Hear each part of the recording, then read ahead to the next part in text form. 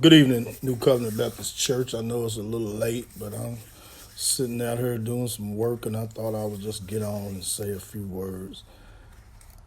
I've been talking about this book called The End of Me. Kyle Idleman wrote this book about the end of me, and the book really speaks of getting to know God. To get to know God, you got to come to the end of yourself. In one chapter, he talks of this guy, Ernest Hemingway. Ernest Hemingway was a guy that wrote short stories. He was good at short stories. Ernest Hemingway made a bet. He said, I imagine he had made a number of bets, but this one he made was with a group of authors over lunch. The guys bet him $10 he couldn't come up with a short story in only 6 words.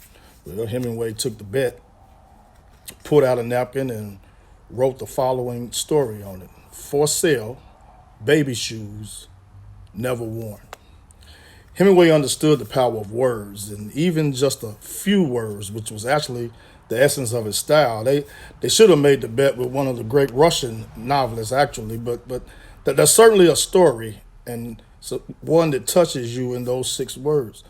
I wonder if you could do it. I wonder if you could do it. You could give me 6 words, 6 different words telling your story. What would it be? There's been a terrible accident. Your position is no longer needed. The counselor isn't responding to treatment.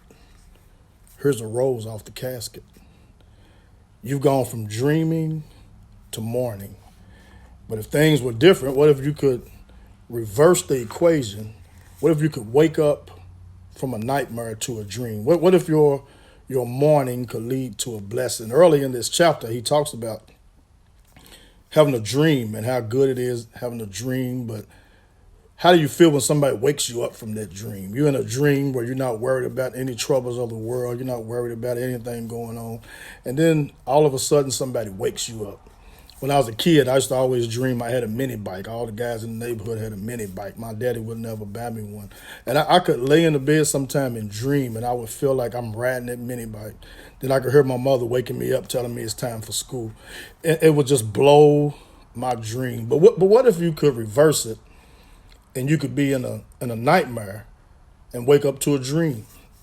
What if your mourning could lead to a blessing? Jesus does this. Jesus turns one inside out and upside down. In the midst of loss and deep disappointment, when it feels like we're coming to the end of ourselves, Jesus can turn the page and show us a new story of hope. As Jesus continues his sermon on the mount near the Sea of Galilee, Jesus shows us another way life looks different through his kingdom lens. He suggests that in God's kingdom, the item with the hefty price tag is now marked way down, and the cheap giveaway is now extremely valuable. In other words, the billionaire is a bum and the homeless guy is a king. I read a story one time. Tony Campolo had a book out, and it talked about some little guys that were being mischievous on the night before Halloween. And what they did, they went into a 5 and 10 cent store. When they went in the store, they took and they changed all the price tags. Everything that was like a penny, they made it valuable. Everything that was valuable, they made it real cheap. So the next morning, they sit out in front of the store and waited on the owner to come in. The owner came in, opened up the store. And as he opened up the store, and then the customers began to come in, and when the customers got in, they watched. The guys were watching. Then nobody act like anything had happened. Nobody act like something had happened. People were just going to the register, buying things, and just keeping on going. So when everybody left, the boys them got a chance to go in the store. They went in the store and looked to see if maybe the owner got there. They might have fell asleep and the owner came in and changed everything back. But it hadn't been. Everything that was cheap was valuable, and everything that was valuable was cheap, and people were buying it with no problem. Look at our world today. Look how things are going on in our world today. We've taken things that are cheap and made them valuable. And we've taken the valuable things and we made them very, very cheap. The price tags have been switched. Jesus did this, though. Let's Matthew 5 and 7. Matthew lets us know that a huge crowd is on the side of this mountain to hear Jesus preach. The word crowd really means a large group of unidentified people, and when you're around a whole lot of people, different people, it's a large crowd. And I wonder if Jesus, while he was up there, I wonder if he scanned the crowd up on the mountain and saw countless sad narratives shoulder to shoulder. We don't know what he was thinking, but we were taken back by what he was saying, and the crowd must have been taken back too. He opens the Beatitudes, a list of reverses that changes the retail price of everything. Blessings, everything you know about them is wrong. We've considered the first Beatitude. Blessed are the poor. Yeah, right. Good one, Jesus. Who feels more blessed in life than folks with plenty of nothing?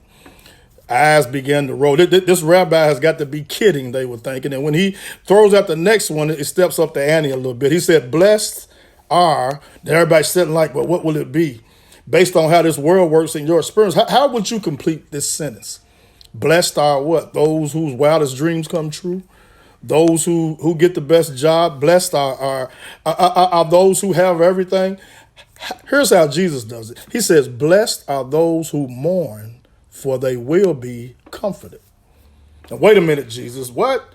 Those who mourn, that's all you got? Sitting down on a first century mountain in the age of infant mortality, or of short lifespans, of hunger, of disease, of national humiliation. He says, what? Those who mourn make up a significant fraction of that audience, and none of them step forward to testify to say, yes, sir, mourning rules. Mourning is what goes on. We said that Jesus was speaking in paradoxes. But aren't we past paradox territory now? We've gone over the country line into the ludicrousville, contradiction land. Jesus is saying, like, happy are the sad. Those that mourn shall be comforted. When I look at this, I'm thinking Jesus is really switching the price tags. The best part about this is really knowing that whatever comes our way, God's going to fix it for us. We might be suffering with this COVID-19, coronavirus, everything that's going on. But think about this. What is Jesus doing? What is he doing? What is God doing? Is he going to switch the price tag on this? Is he going to make this work out? Is he going to make everything all right? I don't know about you, but I really believe that it is. I'm not putting my faith in President Trump. I like what our governor is doing, all the things that he's got going on. But do I think my governor can fix this? I look at all these doctors and scientists and everybody trying to put all this together. Do I really think they can switch? Do I think they can take what's bad and make it good? I really don't think so. But I know a man. I know a man named Jesus who is able to do exceeding and abundantly above all that we could ask or even imagine. I know a man who sits high and looks low. I know one that follows me everywhere that I go. I know one that looked beyond my faults and saw my needs. I know one who is able to do anything but fail. Put your hope in the one who is able to switch the price tags. Put your faith in the one who is able to switch what's bad and make it good. Amen. Y'all have a wonderful evening. Go to church tomorrow. Online, you can come to New Covenant online. You can go to church everywhere online tomorrow. But if you're not doing anything at 11 o'clock, come on New Covenant Baptist Church's Facebook page and come to worship with us. Amen. May God bless you.